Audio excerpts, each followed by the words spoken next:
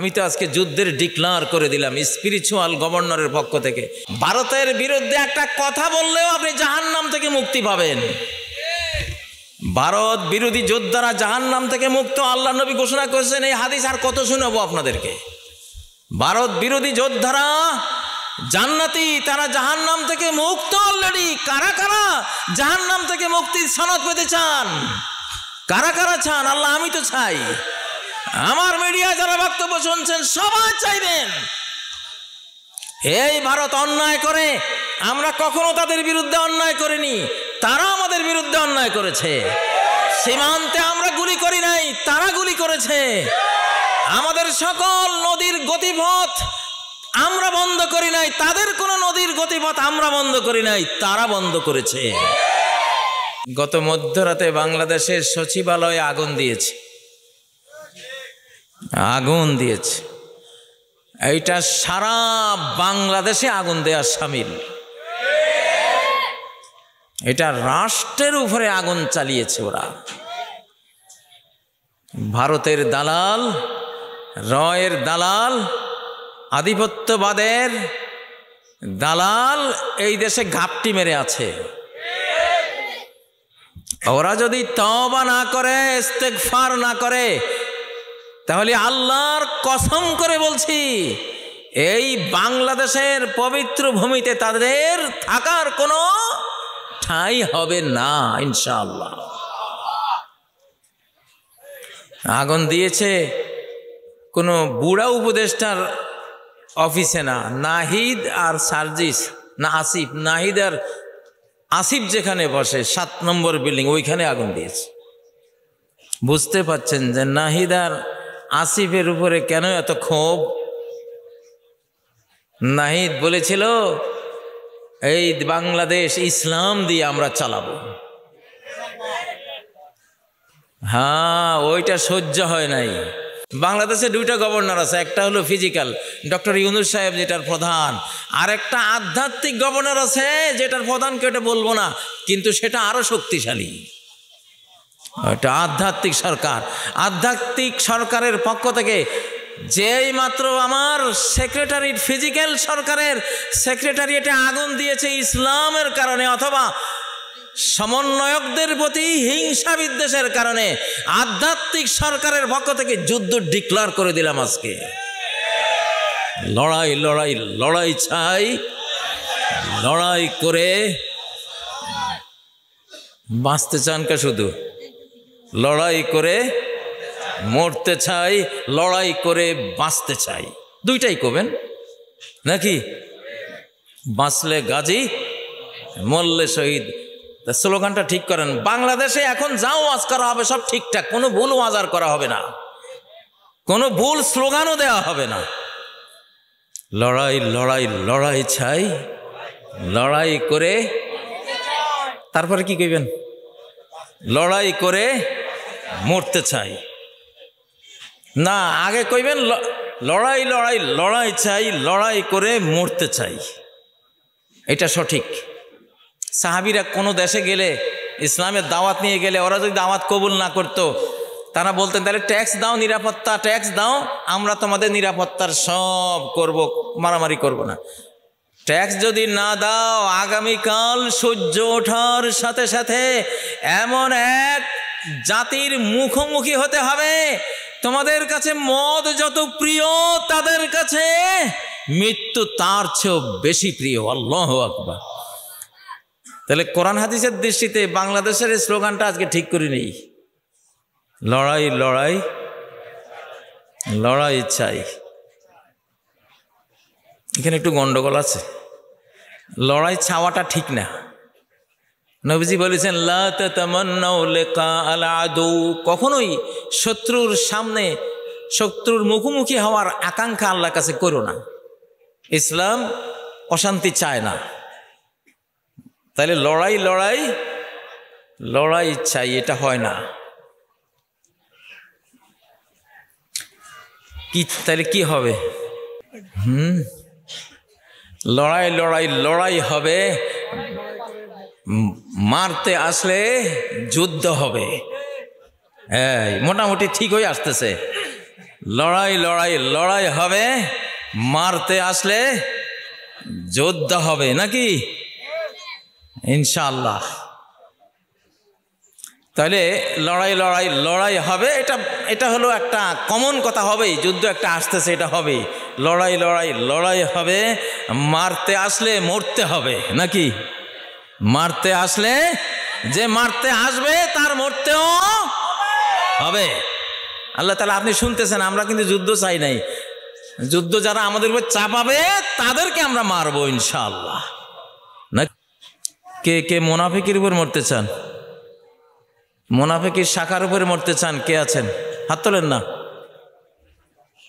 ওইটা তো রাজি নেই, কিন্তু রাজি না থাকলে কি হবে, হাদিস তো কইতেছে আপনি রাজি না থাকা অবস্থায় মুনাফিকের শাখার উপরে মরবেন, কারণ আপনি যুদ্ধ চান নাই, যুদ্ধ করার কখনো আশাও অন্তরে পোষণ করেন নাই। আল্লাহ আমার মাহফিলে আমার এই মিডিয়ার মাধ্যমে যত লক্ষ মানুষ আজকের এই বক্তব্য শুনবে, সবাইকে যুদ্ধ আসলে যুদ্ধ করার একটা প্রস্তুতি অন্তর্জগতে গ্রহণ করার তৌফিক দেন। তাবলীগের মারামারি দেখি আমি খুব খুশি, এত খুশি ভাই, তাবলীগের মারামারি দেখা আমার রোগ ব্যাধি আর কিচ্ছু নাই শরীরে, আমি পূর্ণ সুস্থ, একটু অসুস্থ ছিলাম মনে হয় যেন, তাবলীগ জামাতের মারামারি দেখে আমি ফুল সুস্থ হয়ে গেছি। কারণ তাবলীগের মারামারি দেখে আরএসএস বিজেপি কইতেছে ওরে সর্বনাশ রে, এই বুড়ার দল, হ্যাঁ মাটিয়া সাপ বানাইছিলাম যাদেরকে, হেরা দেখি আজকে লাঠি ছোটা বাঁশ লই ছুটছে রে, সর্বনাশ। তো এই তাবলীগওয়ালারা যদি এরকম ছুটে তাহলে জামাত শিবিরে কি করব? ওরা ভয়ে অস্থির। নজরুল, কবি নজরুল যখন ব্রিটিশরা এই গোটা ভারত দখল করেছিল, তখন এক পর্যায়ে কোনো এক ঘটনায় হিন্দু মুসলমান রায়ট হয়েছে, বুড়ারা জানে, হিন্দু মুসলমান রায়ট হয়ে লক্ষ লক্ষ হিন্দু মুসলমান মারা গেছে। নজরুল কবিতা লেখছে, জেগেছে মুসলিম জেগেছে হিন্দু বিজয় কেতন উড়া, জেগেছে মুসলিম জেগেছে হিন্দু বিজয় কেতন উড়া। এই যে মারামারি শিখছে, এটা ইংরেজের বিরুদ্ধে কাজে লাগবে। কার বিরুদ্ধে? ইংরেজের বিরুদ্ধে কাজে লাগবে। এখন যে তাবলীগের দুই দল সাত গরু বা জোবাইর গরু মারামারি করতেছে, এইটা ভারতের বিরুদ্ধে কাজে লাগবে ইনশাআল্লাহ। জেগেছে জেগেছে তাবলীগ জেগেছে মুসলিম বিজয় কেতন উড়া, ঠিক না বে ঠিক? আল্লাহ লাগাইছে ভাই, এই মারামারিটা আল্লাহ লাগাইছে। আল্লাহ চায় না যে তাবলীগে যায় এত সুন্দর মন নিয়া মসজিদে মসজিদে তারা এইভাবে দাওয়াতি কাজ নিয়ে করে এত সুন্দর মন নিয়ে যায়, এই লোকগুলি মুনাফিকের শাখার উপরে মরুক, এটা আল্লাহ চান নাই। এই জন্য যুদ্ধ লাগাইতেছে ইনশাল্লাহ। মারামারি যখন ট্রেনিং হয়ে যাবে, এবার ভারত আসুক আর মিয়ানমার আসুক, যেই আসুক তাবলীগওয়ালারাও বাঁশ নিয়ে ছুটবে ইনশাল্লাহ, ঠিক না ঠিক? জেগেছে তাবলীগ জেগেছে মুসলিম বিজয় কেতন উড়া নাকি ইনশাআল্লাহ। তাই বলে ভাই তোমরা মারামারি করো না। আমি তোমাদের মারামারিকে, এটা হলো মুসা আলাইহিস সালাম আর খিজির আলাইহিস সালামের ঘটনার মতো। মুসা আলাইহিস সালাম কয় আপনি নৌকা ভাঙছেন কা, ঠিক করেন নাই। খিজির আলাইহিস সালাম কয় একবারে ঠিক করছি, তুমি যেই বিধানে চলো আমি সেই বিধানে চলি না, তোমার বিধানে এটা বাহ্যিক নৌকা ভাঙ্গা যায় না, আরেকজনের নৌকা তুমি ভাঙবা কেন? কিন্তু আমার বিধানে আমি দেখলাম, আমি আল্লাহর কাছ থেকে জানলাম এক জালিম বাদশাহ এই মেসকিনদের নৌকাটা চিজ করে নিয়ে যাবে যদি আমি না ভাঙ্গি, আমি যদি ডুবিয়ে না দেই, তাহলে আমার এই ডুবনোর ভেতরে এই নৌকার জীবন নিহিত আছে। ও মুসা, তোমার জ্ঞানে তোমার শরীয়ত বাহ্যিক শরীয়তে ওইটা বলা নাই, কিন্তু আমার অভ্যন্তরীণ জ্ঞানে আল্লাহ আমাকে এটা ওহী পাঠিয়েছেন, আমাকে জানিয়েছেন, এই জন্য আমি ওটা ভেঙেছি। আল্লাহু আকবার। তো বাহ্যিক তাবলীগের মারামারি নিষেধ, হারাম, এটা আমরা বলবো হারাম, কিন্তু খিজির আলাইহিস সালামের বিধানে, আল্লাহর সৃষ্টিগত বিধানে এরকম হবে। তুমি যদি একটা অন্যায় করো, মুনাফিকের উপরে মরার মতো কাজ করো, আল্লাহ মুনাফিকি ছুটাই দিবেন তোমার বাঁশের লাঠি লই আর কোন ছিল, ঠিক না? আল্লাহ কোনটা না পারেন। এই জন্য তাবলীগের মারামারি দেখে আমি খুশি ভাই, তারা জাগছে, তারা কি জাগছে ইনশাআল্লাহ, আলহামদুলিল্লাহ। ও ভাইরা,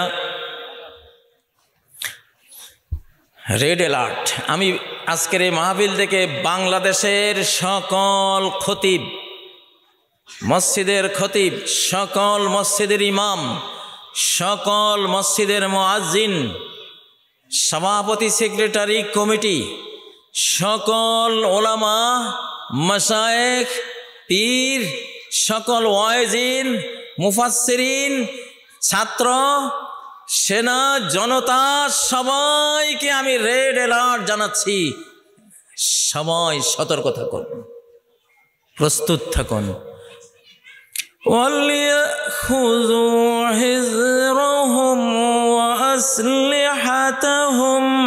তারা যাতে তাদের সতর্কতা নেয়, তবে শুধু খালি হাতে সতর্কতা না, ও আসলিহাতাহুম, তাদের অস্ত্র যাতে হাতে তুলে নেয়। লাঠিও একটা অস্ত্র। ডক্টর ইউনূস সরকার, সেনাপ্রধান জনাব ওয়াকারুজ্জামান, আমি কালকে বলেছি এরা দুইজন আমার কাছে ভেরিফাইড লোক, ভেরিফিকেশন করে নিয়েছি যে এই দুইজন ঠিক আছে। প্রেমিক মানুষ কিছু উল্টাপাল্টা বলে, সেটা বাদ দেন। তাদেরকে আমি বলছি, এই চট্টগ্রামের উপরে বিশাল ষড়যন্ত্র পাকানো হচ্ছে এটাকে বাংলাদেশ থেকে কাট অফ করে দেওয়ার জন্য। রংপুর, রাজশাহী, ওই চিকেন নেকের অঞ্চলকে কাট অফ করার জন্য চক্রান্ত চলছে।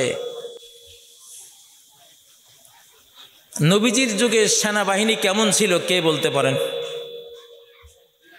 নবী সাল্লাল্লাহু আলাইহি ওয়াসাল্লামের যুগে সেনাবাহিনী ছিল না? ছিল না।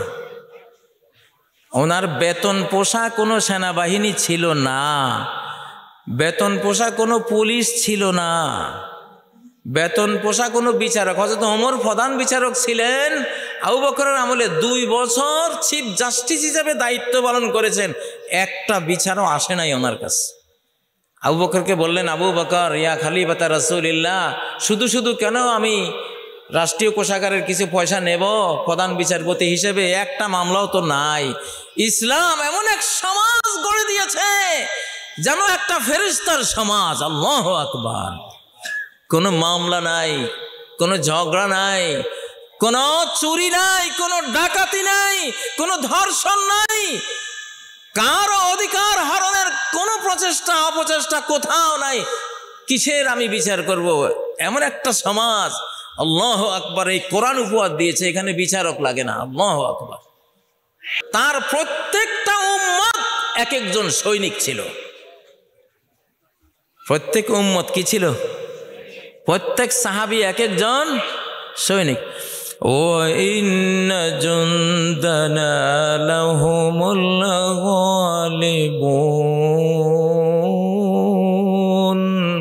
আমার সৈনিক, আমার লা ইলাহা ইল্লাল্লাহ কালেমা যে অন্তরে নিয়েছে, সে আমার সৈনিক, সে আমার সৈন্য, সে আমার ফোর্স, সে আমার বাহিনীর একজন সদস্য। তারা বিজয়ী হবেই, ঠিক নয় কি? এখন সময় হয়েছে বিশ্বের বহু দেশে গোটা জাতি ট্রেনিং প্রাপ্ত, আমাদের গোটা বাংলাদেশের প্রত্যেকটা নাগরিকের এখন ট্রেনিং ফরজ ফার্জে আইন হয়ে গেছে। কারণ যুদ্ধ ফার্জে আইন, নাফির আম, গণযুদ্ধের ডাক দিতে হবে। এই যে সেক্রেটারিয়েট হলো বাংলাদেশের হৃৎপিণ্ড। এই বিদ্যুৎ বাতি যে জ্বলে, সেক্রেটারিয়েট থেকে তো বরাদ্দটা দেওয়া হয়, ঠিক না? রোড ঘাট রাস্তা যে করা হয়, কোত্থেকে বরাদ্দ, কোত্থেকে দেওয়া হয়? সেক্রেটারিয়েট থেকে। এই যে যত রকমের আসবাবপত্র, খাবার দাবার, ঔষধ, সব তো সেক্রেটারিয়েট কেন্দ্রিক, ঠিক না? সেখানে আগুন দেয়া মানে কি? 18 কোটি মানুষের গায়ে আগুন দেওয়া হয়েছে। আর বসে থাকার সময় নেই। আপনারা আমাদের ন্যায় বিচার ও সাম্যের বিষয় দিয়েছেন, কিন্তু আমি যুদ্ধের ডিক্লারটা আগে দিলাম, কারণ আজকের সময়ের এটা দাবি। তো একটা সূত্র দেই সরকারকে। তালুতের 313 জন বাহিনী 1 লক্ষ বাহিনীকে পরাস্ত করেছিল। কয়জন? 313 জন আল্লাহওয়ালা বাহিনী কতজনকে পরাস্ত করেছিল? 1,00,000। আল্লাহু আকবার। বদরে 313 জন 1000 দুর্ধর্ষ বাহিনীকে পরাস্ত করেছিল। আরো কয়েক হাজার আসলেও পরাস্ত হতো।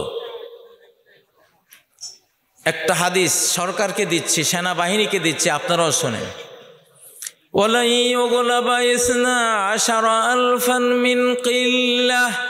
কোন বাহিনীতে যদি 12,000 সৈন্য থাকে, নবীজি বলছেন সংখ্যা অল্প হওয়ার কারণে, মাত্র 12,000 হওয়ার কারণে পৃথিবীর কোনো বাহিনীর সামনে তারা পরাস্ত হবে না।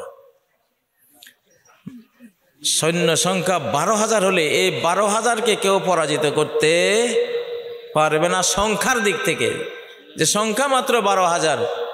অন্যদিকে আসছে 2 লাখ 5 লাখ। নবীজি বলেন এই 12,000 যদি আল্লাহওয়ালা হয়, সবরওয়ালা, ধৈর্যওয়ালা হয়, পৃথিবীর কোন সংখ্যার বাহিনী 12,000 বাহিনীকে পরাস্ত করতে পারে না।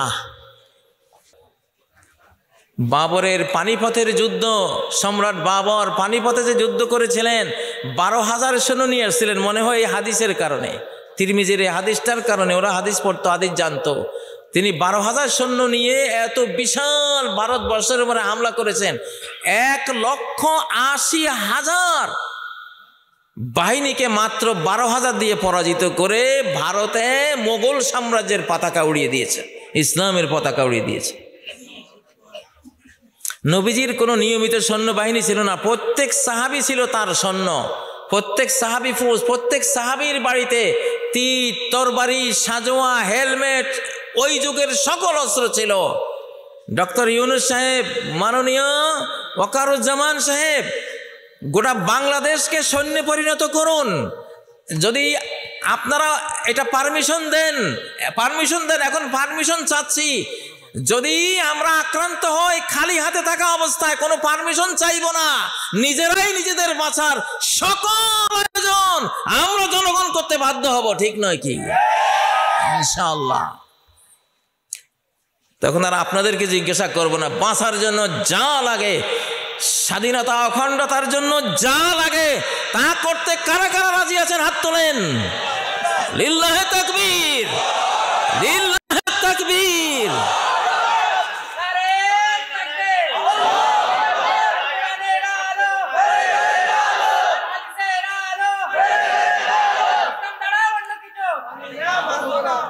আমি জনাব ডক্টর ইউনুস এবং ওয়াকারুজ্জামান সাহেবদের, তাদেরকে পরামর্শ দিচ্ছে এই হাদিসের, বাংলাদেশের চিটাগাং, রংপুর সহ সকল সীমান্ত এরিয়ায় 12,000 করে রিব্বিউন ইউনিট তৈরি করুন। রিব্বিউন ইউনিট কি ইউনিট? রিব্বিউন ইউনিট তৈরি করুন ইনশাআল্লাহ। 10 জন সেনা অফিসার রাখেন, তাদের মধ্যে রিটায়ার্ড সেনা অফিসারদেরকে রাখেন, তারা ট্রেনিং দিবে। তাদেরকে assault rifle, M16, M4, M1, AK-47 সহ যত রকমের রাইফেল আছে সব দিতে হবে, স্বাধীনতার জন্য দিতে হবে। আমরা স্বাধীনতার ফ্রিডম ফাইটার হব, আমরা ফ্রি ফাইটার। আপনারা তো ফ্রিল্যান্সারের নাম শুনেছেন, আমরা কি হব?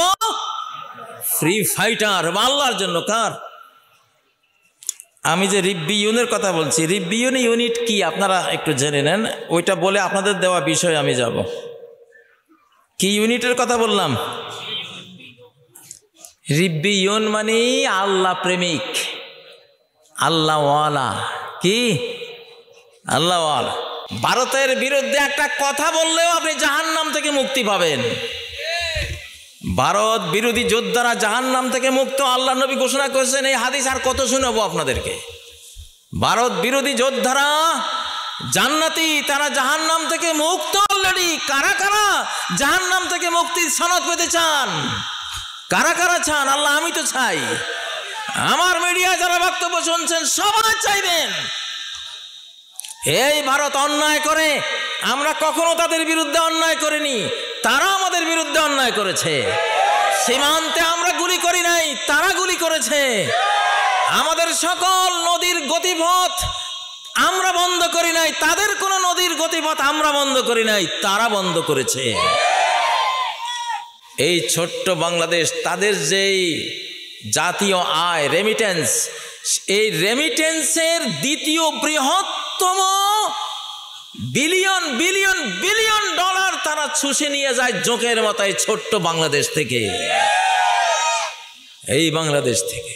ও বন্ধুরা, আর আমরা ওই 71 সালে কি 1 ফোঁটা নিয়েছিলাম, যদি না নিতাম কত ভালো করতাম। ওই খোঁটা আজও শুনি, খোঁটা দিতে দিতে মোদি সাহেব বলেই ফেললেন 1971 সালে ভারত নাকি বিজয়ী হয়েছে পাকিস্তানের বিরুদ্ধে, আমাদের 2,88,000 মানুষ জীবন দিল, এটার কোনো উল্লেখই নেই। বাংলাদেশ মুক্তিযুদ্ধের কোনো উল্লেখই নাই, এটা সহ্য করা যায়? আর কথা উঠলেই বলে 71 সালে ওনারা কি যে করে ফেলছেন, 60,000 কোটি টাকার পাকিস্তানি সৈন্যদের রেখে যাওয়া অস্ত্র লুট করে নিয়ে গেছেন, ঢাকা বিশ্ববিদ্যালয় সহ সারা ঢাকার কারেন্টের সুইচ সহ চুরি করে নিয়ে গেছে। শৈবল দিঘিরে বলে উঁচু করি শির, শৈবল দিঘিরে বলে উঁচু করি শির, লিখে রেখো 1 ফোঁটা দিলেম শিশির। বুঝেন না, ভারতের দশা হয়েছে এটা। যাই হোক, ডিক্লার করে দিলাম, সচিবালয়ে আগুন অবশ্যই তারাই দিয়েছে চক্রান্ত করে, তাদের সাবোটাজকারীরা, তাদের যে ঘাতক গুপ্ত ঘাতকরা দেশে লুকিয়ে আছে ওরা দিয়েছে, ঠিক নয় কি? সচিবালয় থেকে ফিল্টারিং করে প্রত্যেক রয়ের দালাল, আধিপত্যবাদের দালালকে বহিষ্কার করার দাবি জানাচ্ছি আজকের মাহফিল থেকে। বহিষ্কার যদি না করো, ছাত্র জনতা সমন্বয়ক সেনাদেরকে নিয়ে আমরা এমন পরিস্থিতি করব ইনশাআল্লাহ, মরা মানুষের ভিতরে জীবন ফুঁকে দেব আমরা ইনশাআল্লাহ। ঈসা আলাইহিস সালাম ফু দিলে মরা জিন্দা হয়ে যেত, আছে না?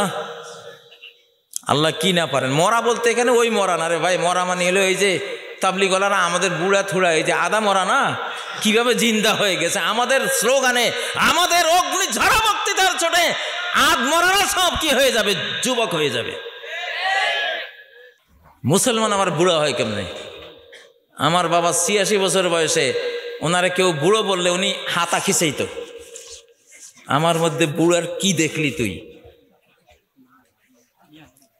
এটা ইমানের বল, কিসের বল? ও ভাইয়েরা, তাহলে যুদ্ধ কিন্তু ডিক্লেয়ার করে দিলাম। আর সরকারকে বললাম, গ্রামগঞ্জের সর্বত্র কাজী ইব্রাহিমদের মতো যারা ফ্রিডম ফাইটার, স্বাধীনতার সৈনিক, এই বাংলাদেশে এই দ্বিতীয় স্বাধীনতার ঘোষক কিন্তু কাজী ইব্রাহিম। গৌরব না, এটা গৌরবের কথা না, ইতিহাস।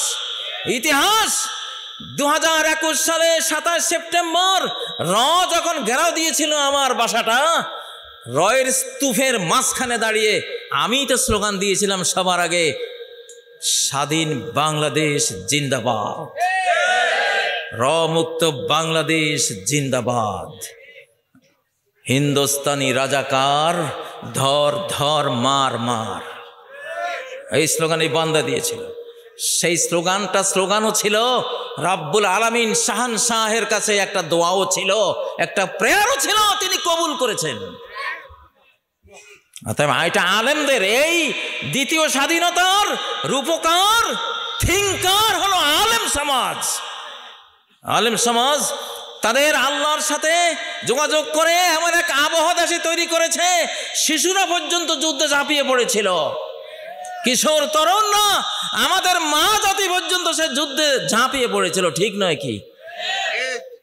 যুদ্ধে যারা ঝাঁপ দিয়েছে তারা আমাদেরই এই মাহফিলগুলির ছাত্র, তারা সাইদির ছাত্র, তারা কামাল উদ্দিন জাফরির ছাত্র, তারা আহমদ শফির ছাত্র, তারা আজহারির ছাত্র, তারা বাংলার আনাচে কানাচে যত বক্তারা আছে, আমির হামজারা আছে, যত ইসলামিক স্পিকাররা আছে, এদেরই তৈরি ছাত্র হলো 5ই আগস্ট, যারা অলৌকিকভাবে একটা কারামত আল্লাহর পক্ষ থেকে পেয়ে ওই বিপুল শক্তিধর এক ফেরাউনকে বাংলাদেশ থেকে বিদায় করেছিল, ঠিক নয় কি?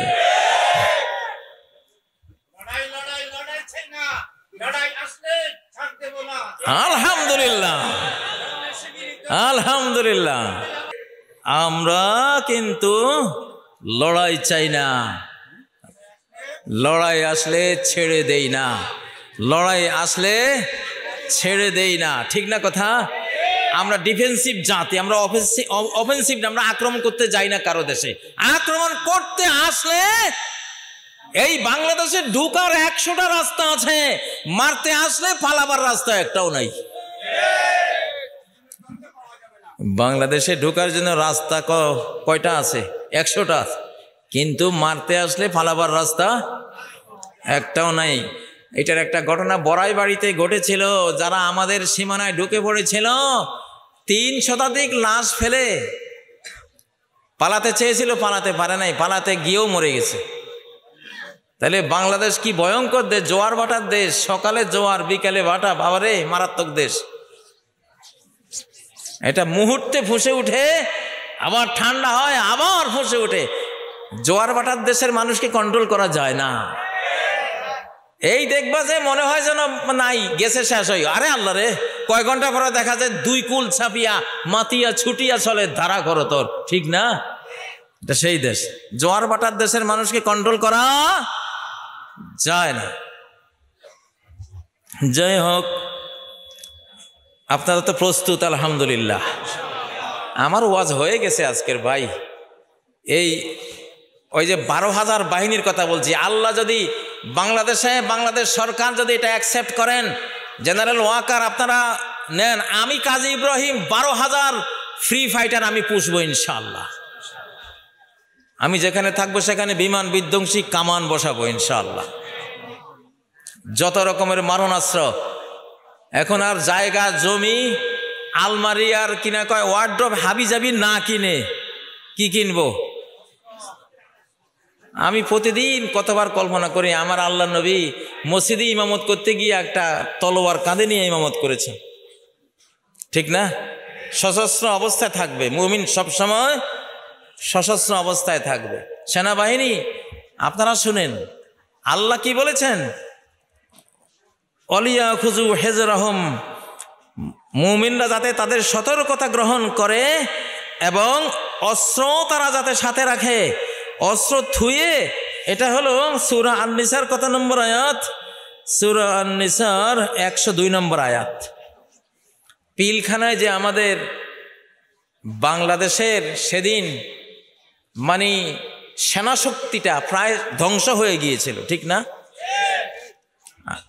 এত আর্মি অফিসার মারা গেছে, কোনো একক দেশের দ্বিতীয় বিশ্বযুদ্ধের সময় এত আর্মি অফিসার মারা যায় নাই। সেখানে একটা বিশাল রং ডিসিশন ছিল, একটা ভুল সিদ্ধান্ত ছিল, একটা ভুল সিস্টেম ছিল। সেই ভুল সিস্টেমের কারণে এতগুলি সেনা অফিসার আমাদের হারাতে হয়েছে। ভুল সিস্টেমটা কি? অফিসাররা কোনো অস্ত্র বহন করে না। তোমরা কি আল্লাহ নবী থেকেও বড় অফিসার হয়ে গেছো? যদি সেদিন সেনা অফিসারদের হাতে এক একটা অ্যাসল্ট রাইফেল থাকতো, কারো সাধ্য ছিল এতগুলি অফিসার মারে? বরং গুলির কোনো সাহস কেউ করতো? মেজরদের হাতে অস্ত্র। আপনি মেজর হয়েছেন, আপনার হাতে অস্ত্র নাই কেন? আমি যদি মামলা করি মরণ উত্তর বিচার হবে তাদের, কেন অস্ত্র ছাড়া গেলা তোমরা? এই সিস্টেম আমরা মানি না। মহানবীর সিস্টেমের সাথে এটা যায় না। মহানবীর সিস্টেম হলো তার সকল সৈনিক, সাহাবী, নবীজি যেখানে যেতেন তলোয়ারটা তাদের কাঁধে, তাদের তুনির তীর তাদের কোমরে। কেন আমাদের সেনাপতি, আমাদের সেনাবাহিনীর অফিসাররা অস্ত্র ছাড়া পিলখানায় গেল? কারণ কোরআন পড়া নাই, কোরআনের থিওরি নাই। ওই ইংরেজদের গোলামি এখনো করে যাচ্ছি। 102 নম্বর আয়াতে আল্লাহ কি বললেন? অলিয়া খুজু হেজনাহুম ও আসলিহাতাহুম, নামাজ পড়তেছো, নামাজের মধ্যেও সতর্ক থাকো, সশস্ত্র থাকো। আল্লাহু আকবার। যাই হোক, এটা রানিং যে পরিস্থিতি চলছে দেশে, সেজন্য একটু যুদ্ধের দিকে না গিয়ে উপায় নাই। আর আমি তো এবার বাংলাদেশে এসে প্রথম মাহফিল চিটাগাঙে আসলাম। আল্লাহ আমাকে চিটাগাঙেই মঞ্জুর করেছেন। আর কোথাও কত মাহফিল এসছে, আমি একটাও নেই। আকাশ থেকে মঞ্জুরি আসে নাই। আল্লাহ বলেন, মনে হয় যেন আল্লাহ বলতেছেন, কাজী তুই আবার গোলাম, তুই চিটাগাং যা, ওখানে সমস্যা আছে।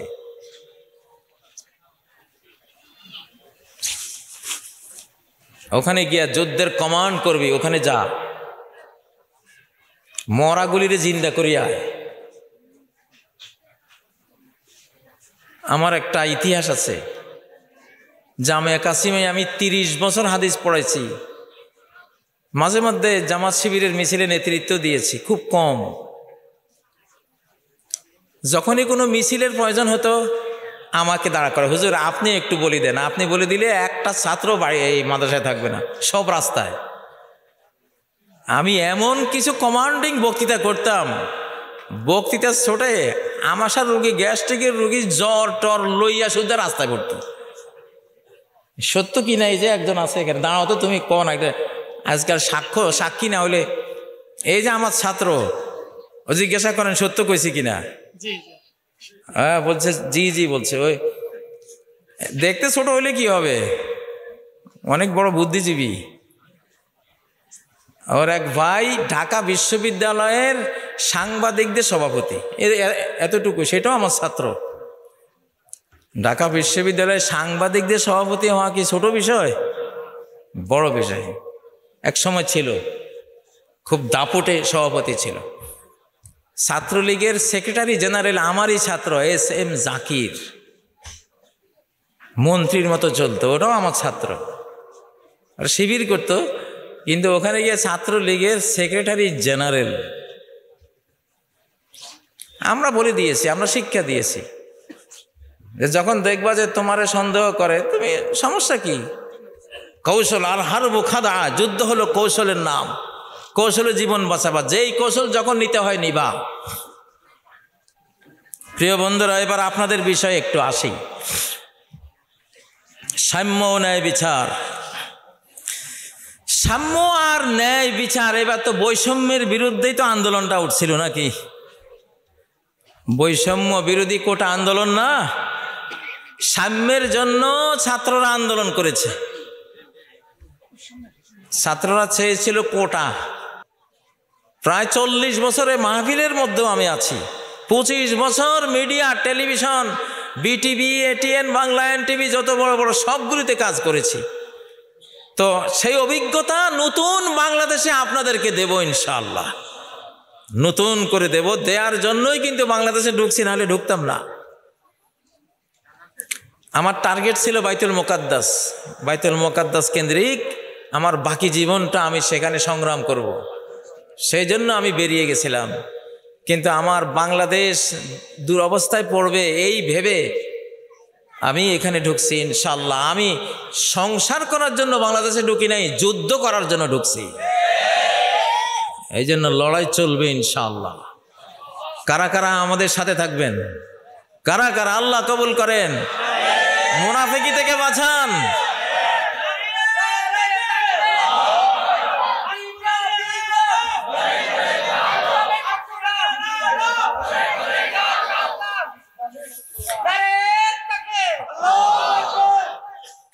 ভাইয়েরা, লড়াই হলো জান্নাতে যাওয়ার কোন আচ্ছা পথ। কোন আচ্ছা পথ চিনেন? ওটা লক্ষ্মীপুরের ভাষা কইলাম, আপনাদের চিটাগাঙে কি কয় তা তো জানি না। বাগদার দেশে আপনারা কি কন? কোনাকুনি পথে, যে বর্ষাকালে যখন পানি টানি শুকিয়ে যায় ক্ষেতের, এখন রাস্তাটা ধরেন এই দিকে গেছে 1 কিলো, এরপরে আবার ঘুরে আবার এমনি 3 কিলোমিটার রাস্তা, ক্ষেত দিয়ে নেমে চলে গেলে আধা কিলো হয় না। এই রাস্তার আইল কোনাকুনি পথ। লড়াই হলো জান্নাতে যাওয়ার কোনাকুনি পথ, ঘুরে গাড়ি নাই। নবীজির কাছে ঈমান এনেছে, মাত্র লা ইলাহা ইল্লাল্লাহ পড়েছে, যুদ্ধে গেছে, 1 ওয়াক্ত নামাজও পড়তে পারে নাই, যুদ্ধে গিয়ে শহীদ হয়ে জান্নাতে চলে গেছে। আল্লাহু আকবার। এটা ঘুরা রাস্তা না, এটা কি? ইয়াগফির লাকুম যুনুবাকুম ওয়া ইউদখিলকুম জান্নাত।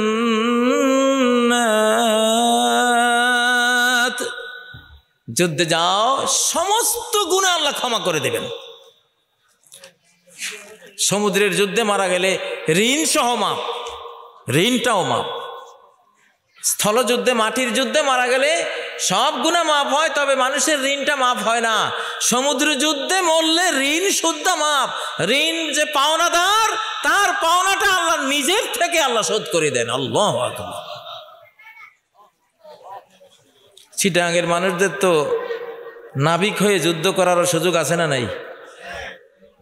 আল্লাহ তাআলা তৌফিক দেন, আল্লাহ তৌফিক দেন। প্রিয় ভাইয়েরা, সাম্য, সাম্য ন্যায় বিচার হলো ইসলাম।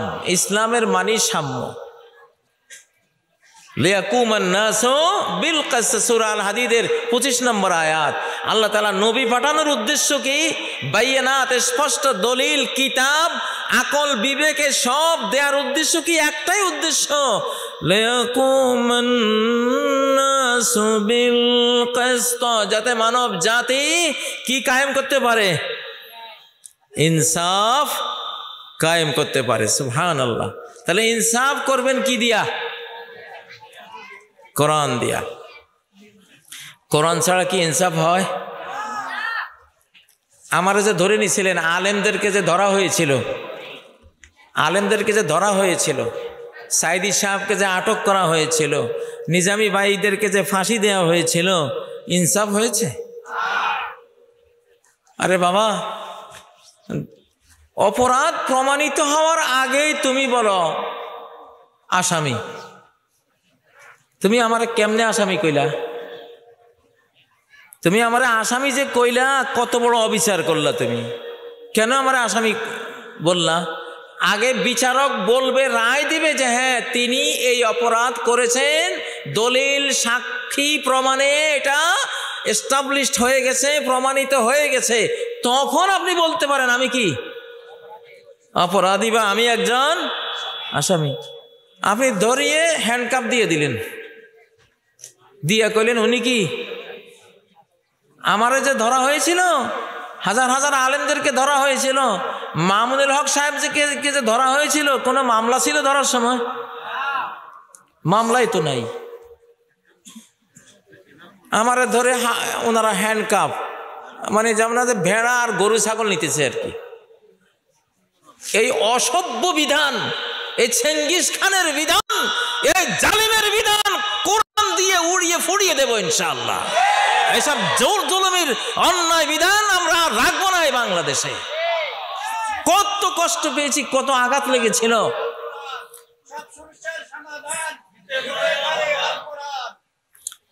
এক একজন আলেমে দিন, এরা হলো নবীর ওয়ারিস। কার ওয়ারিস? নবীর ওয়ারিস। নবীদের লাগানো বাগানের ফুল, এক একজন আলেম নবী বাগানের ফুল, এক এক ফুলের এক একটা ঘ্রাণ, ঠিক না? এক এক ফুলের এক একটা সৌন্দর্য। নবী বাগানের ফুল এগুলি। এই ফুলগুলিকে কচলিয়ে, দুমড়িয়ে, মুচড়িয়ে শেষ পর্যন্ত নিজেই বহিষ্কৃত এবং বিতাড়িত হয়ে গেছে দেশ থেকে। তো এগুলি করেছিল ৭২-এর সংবিধান দিয়া। কি দিয়া? ৭২ কথাটা বাংলাদেশের সুনামের না দুর্নামের? দুর্নামের। শেখ মুজিব ৭২ সালে সব ছাত্ররে গণহারে পাস করে দিছিল, কোনো ফেল নাই। ২-১ বিষয় পরীক্ষা দেয় না, সেও পাস। এই জন্য ভাই তুমি কোন সালে পাস করছো যদি শুনতে ৭২ সালে, ওইটা খুব লজ্জার। কয় ও তুই ৭২ইয়া, বুঝেন না? এখন এই ৭২ইয়া সংবিধান দিয়েই আলেমদেরকে ১৭ বছর নির্যাতন করেছে। বাংলার প্রায় কোটি মানুষকে মিথ্যা মামলায় জর্জরিত করেছে। সাইদি সাহেবকে মৃত্যুদণ্ড দিয়েছে ধর্ষণের মামলা। আল্লাহর লানত পড়ুক তাদের উপরে। আল্লাহর লানত, আল্লাহর ফেরেশতাদের লানত, কুল মানব জাতির লানত তাদের উপরে পড়ুক যারা সাইদি সাহেবের মতো এমন কোরআনের একজন ফেরেশতাকে তারা ধর্ষণের মামলা দিয়েছে। বলেন আমিন, আমিন। ৭২-এর সংবিধানটা কি? এটা কয়লা। কিছু হয়তো ভালো থাকতে পারে, ওটা বাদ দিলাম। কয়লা দিলে ময়লা যায়। এখন সেই সংবিধান কারা ঠিক করতেছে? ঠিক করে ৭ই জানুয়ারি আবার দেবে। ওই ওই ঘুরে ফিরি ওই যেই লাউ সেই কদু, যে কদু সেই লাউ। আমরা এই স্বাধীন বাংলাদেশে বিধাতার বিধান ছাড়া আর কোন সংবিধান ফাইনাল করতে দেব না, ফাইনাল করতে দেব না। এই মানচিত্র কোরআনের মানচিত্র, ঠিক না? কোরআনের জন্য আমরা জীবন দেব ইনশাআল্লাহ। আমি বাংলাদেশের সকল দলকে নিয়ে কাজ করি, আমি নিজে কোনো দল করি না। আমি সব দলকে একত্রিত করে চলার একটা মানসিকতা নিয়ে চলি। উম্মা কনসেপ্ট, ইউনাইটেড বাংলাদেশ কনসেপ্ট। কারো না কারো তো এই ভূমিকায় থাকতে হবে, তাই না? আমি সবসময় সবাইকে একসাথে বসাবার একটা চেষ্টা করে যাই, কারণ এই সেক্টরে তো কিছু মানুষের ভূমিকা নিতে হবে। ঐক্যবদ্ধ বাংলাদেশ ছাড়া বাংলাদেশের আগামী দিনের সংকট মোকাবেলা করার কোনো শক্তি একক কোনো দলের নাই। ইউনাইটেড বাংলাদেশ চাই, ইউনাইটেড মুসলিম উম্মা চাই, ইউনাইটেড বাংলাদেশি নাগরিক চাই, সবগুলিরে এক করব। এই জন্য আমি একটা গঠন করেছি, গঠনতন্ত্র ফাইনাল করেছি, বাংলাদেশ বিপ্লবী কমান্ড কাউন্সিল, বিবিসিসি, বাংলাদেশ বিপ্লবী কমান্ড কাউন্সিল। এটা হোটেল কন্টিনেন্টাল থেকে ঘোষণা দেব বলে চিন্তা করতেছি। ইনশাল্লাহ আপনাদেরকে দাওয়াত দেব, এখানকার প্রতিনিধি যাবে ইনশাল্লাহ। এটার কাজ হবে জামাতে ইসলামী, হেফাজতে ইসলাম, চরমোনাই, খেলাফত মজলিস, বিএনপি, যত দল আছে সব দলকে এক জায়গায় বসাবো ইনশাল্লাহ। সব দলকে এক জায়গায় বসাবো। আর আমি যখন কোনো কাজ করি আমি নিজে করি না, আমার এক বন্ধু আছে আকাশের, আমি ওনার উপরে ছেড়ে দিই। আমার সাথে কেউ গন্ডগোল করে এই পর্যন্ত বিজয়ী হয় নাই, কারণ আমি গন্ডগোল নিজে করি না, আমি ওনারে দিয়ে করাই। যত জিন শয়তান হাবি যাবি আমার পিছনে একবারে ইবলিস মেইনটা সহ লাগে আমার লগে, আমি জানি। কিন্তু আমি যখন আমার আল্লাহকে বলি যে আমি কি করবো, আমার কিছু আছে, আমি তো হলাম লা হাওলা ওয়ালা কুওয়াতা ইল্লা বিল্লাহ, আমি তো কিছুই নাই। বিপদ থেকে বাঁচারও ক্ষমতা নাই, কোনো কাউকে ঘায়েল করারও ক্ষমতা নাই। আজকে যখন আপনাদের চিটাগাঙে আসি, আমি সকাল থেকে একটা যুদ্ধ করেছি চিটাগাঙে আসার আগে। আমরা শুধু সিগন্যাল পাচ্ছি রাস্তায় অ্যাটাক করার, কারা জানি চেষ্টা করতেছে, আমাকে অ্যাটাক করা হবে, আজকে রাস্তায় আক্রমণ করা হবে মনে হয় যেন। সেই সকাল থেকে যুদ্ধ, অন্তর্জগতে স্পিরিচুয়াল জগতে লড়াই। শেষ পর্যন্ত আমি জিজ্ঞাসা করেন, আমি এই চট্টগ্রাম বিমানবন্দরে নেমে বলে দিয়েছি তোরা আমার জন্য 3টা গাড়ি রেডি কর, আর নয় এখান থেকে বিমানে আবার ফেরত চলে যাবো, আমি রোডে যাব না, রোডে যাব না। আমি সিগন্যাল পাইতেছি না রোড ক্লিয়ারের। যা হোক, আল্লাহ তাআলা ওনাকে বলেছে। এটা এগুলি কিছু জিনিস কয় না, পশু পাখি না জানিতে মায়ে জানে আগে। টেলিপ্যাথি, মানুষের অন্তরে বার্তা আসে, বিশেষ করে কোরআন যাদের হৃদয়ে থাকে তাদের কাছে বার্তা আসে, তারা টের পায়। তো এই চিটাগাং বন্দরে নেমে এদেরকে বলেছি, বেঁকে গেছি যে না আমি যাবই না এই রোডে এই রাতের বেলা, তোরা হয় গাড়ি কয়েকটা আন, আর না আমি ফেরত গেলাম। তখন 2টা গাড়ি রেডি করছে। পরে দেখলাম যে না, আল্লাহ তাআলা তিনি একটা অন্তরে শান্তি দিয়েছেন যে না ইনশাল্লাহ আমি কাজ করতেছি, তুই যা। প্রত্যেকটা মানুষেরই বন্ধু আল্লাহ ছাড়া কোনো বন্ধু নেই, প্রত্যেকটা মানুষেরই আল্লাহ ছাড়া কোনো সাহায্যকারী নাই। এখন যারা বুঝে তারা আল্লাহকে কাজে লাগায়, যারা বুঝে না তারা বিপদে পড়ে, ঠিক নয় কি? আল্লাহুম্মা বিকা আজুলু ওয়া বিকা আসুলু ওয়া বিকা উকাতিল।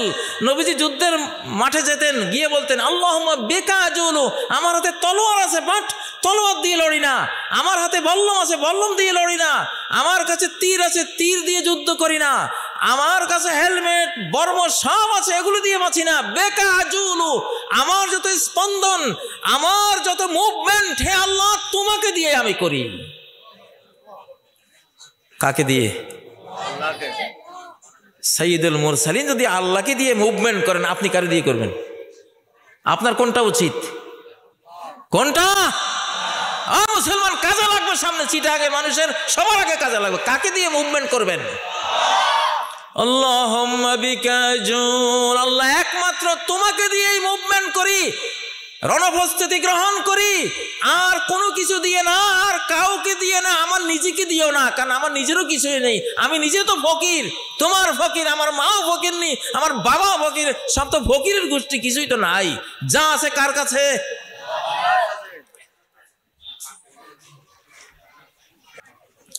তুরস্ক যে 720 বছর ইসলামী খেলাফত চালিয়েছে, তাদের সকল অস্ত্রের গায়ে 817 লেখা থাকতো।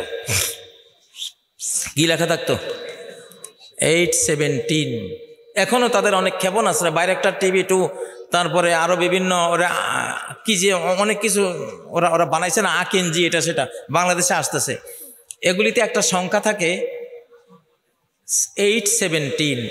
8 মানে হলো 8 নম্বর, 17 মানে 17 নম্বর। 8 নম্বর সূরা আনফালের 17 নম্বর আয়াত। 817 মানে কি? 8 নম্বর সূরা আনফাল এর 17 অর্থাৎ 17 নম্বর আয়াত। সে আয়াতটা কি? ওয়ামা রামাইতা ইয রামাইতা ওয়ালাকিন্নাল্লাহা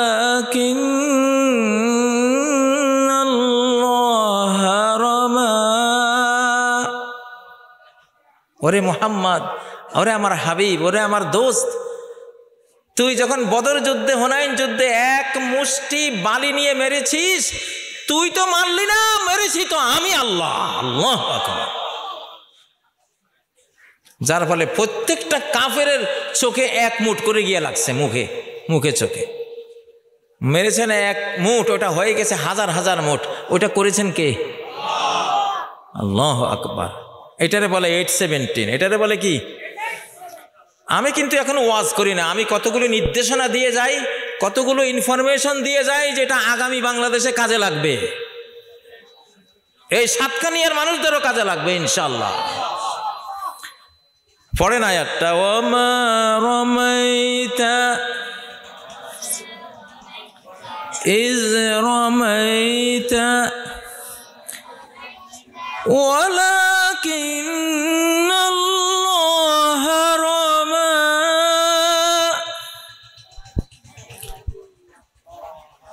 তুমি যখন নিক্ষেপ করেছিলে, তুমি তো নিক্ষেপ করনি, কিন্তু আল্লাহ স্বয়ং তিনি নিক্ষেপ করেছিলেন। আল্লাহু আকবার।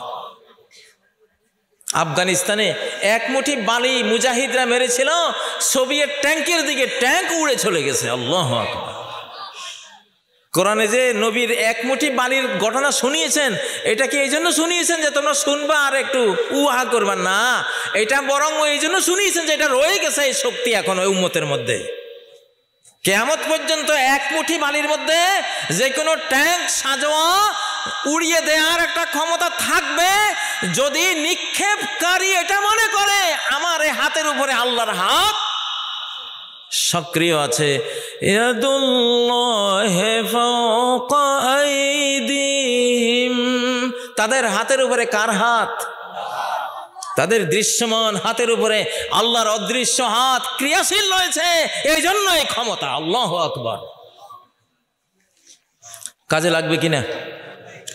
হ্যাঁ, কাজে লাগবে ইনশাআল্লাহ। বাংলাদেশের মানুষের বিশাল সৌভাগ্য আসতেছে। কত বছর হলো যুদ্ধ বিগ্রহ নাই। ফিলিস্তিনে যুদ্ধ করতেছে, সিরিয়া যুদ্ধ করতেছে, আফগানিস্তানে করেছে, তারপরে লিবিয়ায় করেছে, কত দেশে তো যুদ্ধ চলছে। আমাদের কপালে যুদ্ধে শহীদ হওয়ার সৌভাগ্যটা অনেক দিন থেকে হয়েছে, অল্প স্বল্প হয়েছে, আলহামদুলিল্লাহ। আমার মনে হয় একটা আমাদের নসিবে জুটবে নাকি? আমরা যুদ্ধ চাই না, যুদ্ধ চাই না, কিন্তু যুদ্ধ এসে পড়বে, আমরা মোকাবেলা করব ইনশাআল্লাহ।